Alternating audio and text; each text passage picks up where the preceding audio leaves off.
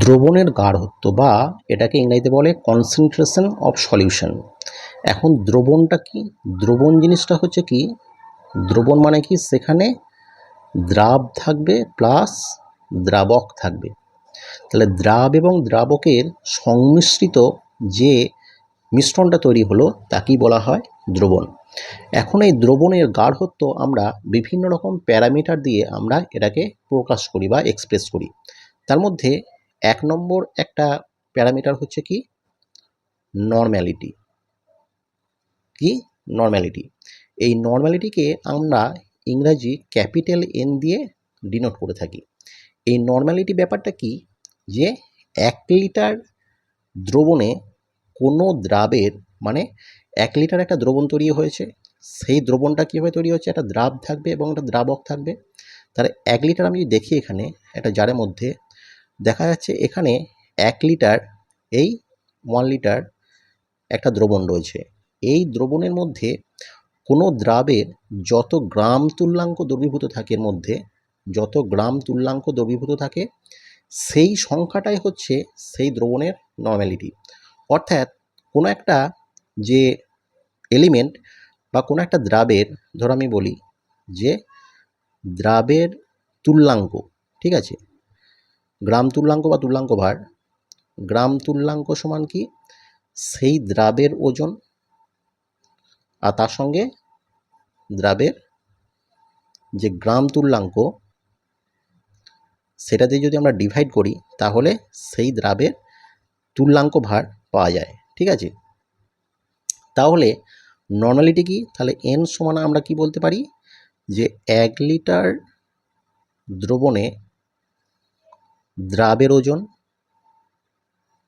By দ্রাবের গ্রাম তুল্যাঙ্ক, ঠিক আছে। তাহলে সেটাই হচ্ছে নরমালিটি বা এন। আচ্ছা, তাহলে এটা হচ্ছে একটা প্যারামিটার। নরমালিটি দিয়ে আমরা কি করি, একটা দ্রবণের গাঢ়ত্ব মানে কি, একটা দ্রবণের মধ্যে কি পরিমাণ দ্রাব দ্রবীভূত আছে সেটা আমরা নরমালিটির মাধ্যমে আমরা চেক করতে পারি।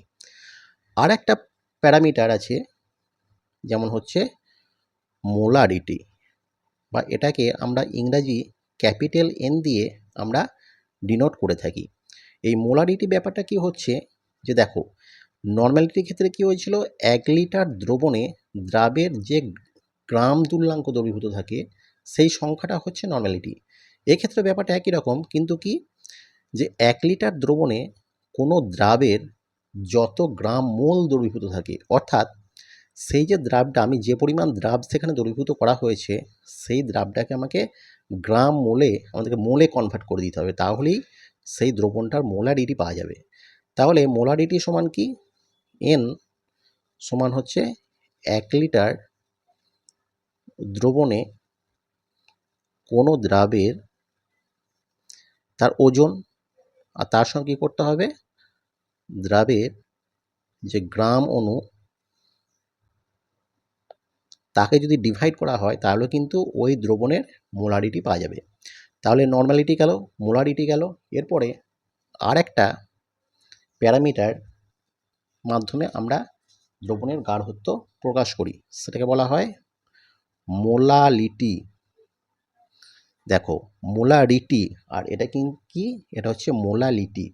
এটাকে ইংরাজি স্মল লেটার এম দিয়ে আমরা ডিনোট করে থাকি। এখন মোলালিটি ব্যাপারটা কি, মোলালিটা হচ্ছে কি, যে ১ কিলোগ্রাম দ্রাবক, মানে দ্রাব এবং দ্রাবক এই দুটো সংমিশ্রণে দ্রবণ তৈরি হচ্ছে।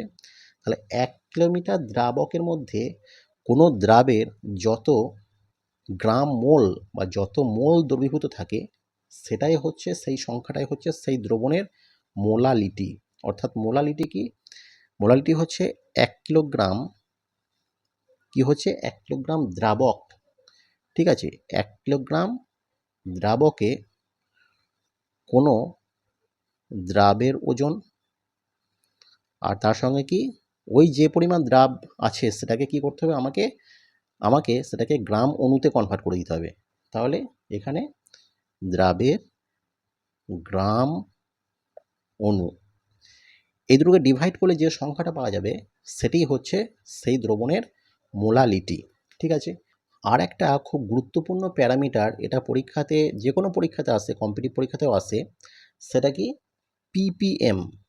পিপিএম এটা ফুল ফর্ম হচ্ছে কি পার্টস পার মিলিয়ন, পিপিএম। ঠিক আছে, এই পিপিএম ব্যাপারটা কি পার্টস পার মিলিয়ন, মানে 1 মিলিয়ন মানে কত, 1 মিলিয়ন সমান হচ্ছে 10 লক্ষ।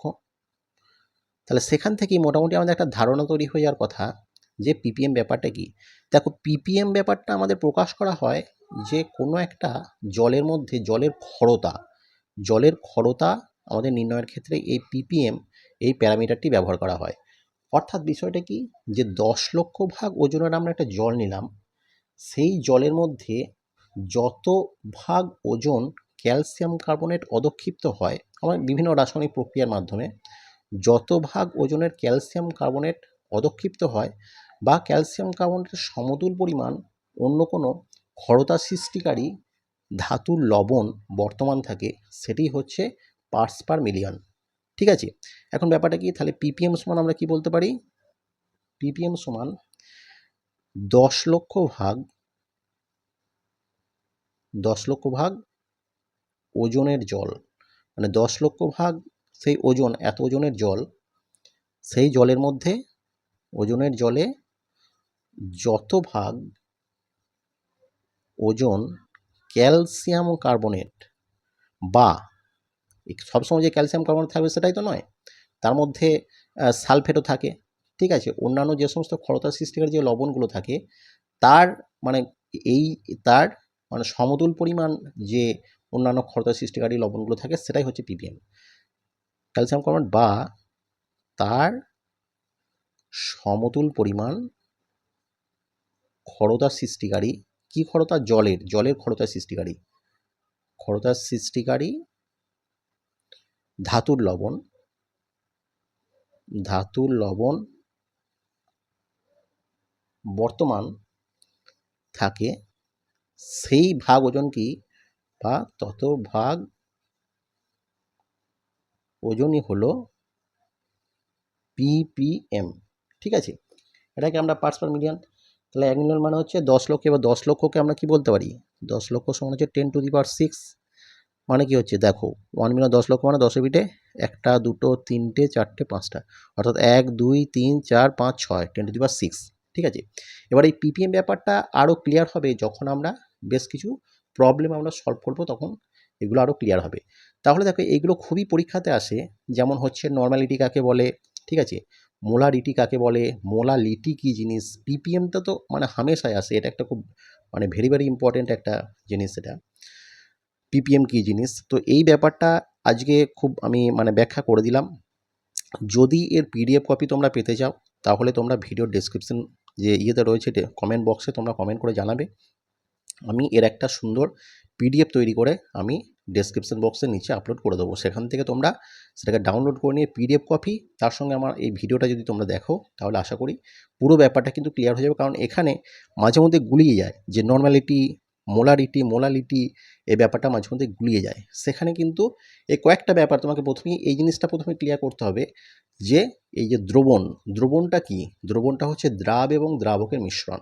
তারপরে নর্মালিটি যখন কি হচ্ছে তখন শুধুমাত্র দ্রবণের মধ্যে কত ভাগ দ্রাব, মোলারিটির ক্ষেত্রেও কি হচ্ছে দ্রবণের মধ্যে কত ভাগ দ্রাব, নর্মালিটির ক্ষেত্রে কী হচ্ছে দ্রাবের গ্রাম তুল্যাঙ্ক, এখানে কি হচ্ছে ওই 1 লিটার দ্রবণেই দ্রাবের গ্রাম অণু। ঠিক আছে, আবার যখন মোলালিটি হচ্ছে তখন কি হচ্ছে, তখন দ্রবণটা হিসাবে আসছে না, তখন এই যে দ্রাব এবং দ্রাবক এই দুটো মিলে দ্রবণ তৈরি হচ্ছে, তখন 1 কিলোগ্রাম দ্রাবকে দ্রাবের কত ভাগ ওজন, মানে দ্রাবের কত গ্রাম অণু থাকছে। ঠিক আছে, মানে দ্রাবকের মধ্যে দ্রাব এবং দ্রাবক মিলে হচ্ছে দ্রবণ, তাহলে দ্রাবকের মধ্যে কত ভাগ ওজন দ্রাবক থাকছে, ঠিক আছে, দ্রাবকের মধ্যে কত ভাগ ওজন দ্রাব থাকছে, ঠিক আছে, বা দ্রাবের গ্রাম তুল্যাঙ্ক সেটাই হচ্ছে, বা গ্রাম অণু সেটাই হচ্ছে মোলালিটি, এবং তারপরে হচ্ছে পার্টস পার মিলিয়ন। ঠিক আছে, এই 4টে বিষয় তোমরা যদি একটু ভালো করে দেখে নাও তাহলে আশা করি এই ব্যাপারটা ক্লিয়ার হয়ে যাবে।